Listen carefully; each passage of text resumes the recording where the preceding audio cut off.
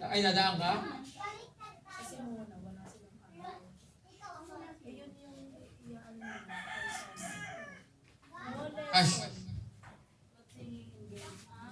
Bubuksan yung gate eh. Dadaan daw sa Ate Lilia. Sige na, tapos sarado mo ulit. Huwag mo malalakot siya, ano ah. Go. Sige, go. Sige na nga, oo nga. Oh. Okay. Check, check. Mic 1, 2. Hello, sound. Check, mic 1, 2. Amen. Hallelujah. Thank you, Lord Jesus. Sound. Check. Mic 1, 2. Sound check. Okay.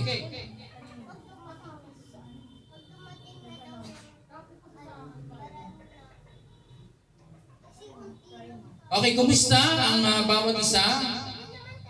Kumusta naman ang nagdaang linggo sa buhay natin? Meron po tayong mga natanggap na blessing. Meron po tayong mga may nangyari sa ating mga bagay-bagay sa buhay natin na hindi natin inaasahan. Bigla tayong nagkaroon ng pagpapala mula sa Diyos. O meron mga bagay na nangyari na iningatan tayo ng Diyos at tayo ay pinagpala ng Panginoong Yesus. Kumusta kayong lahat? Nawa ay nasa mabuti kayong kalagayan.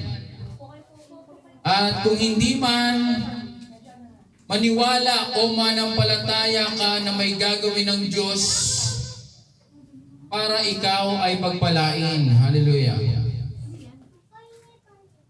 Lahat ba dito ay tumanggap na sa Panginoon? Meron pa ba dito ang hindi tumatanggap sa Panginoon? Wala na? Okay? Lahat po ay tumanggap sa Panginoon. Hallelujah. Unahin natin ang Panginoon. Unahin mo lang siya sa iyong buhay.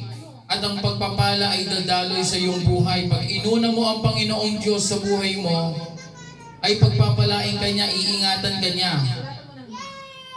Ngunit kung walang puwang ang Diyos sa iyong buhay, paano ka niya pagpapalain? Wala kang oras para sa Panginoon. Sabi nga sa Matthew 6, chapter 6, verse 33, seek ye first the kingdom of God, and all things shall be added unto you. Unang araw ng buong linggo ay Sunday. At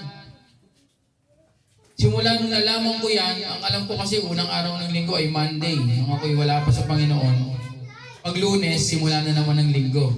So, handa na naman ang... Kasi kaya naging ganun yung mindset ko dahil nag-aaral ka, yun ang unang araw na may pasok. Kaya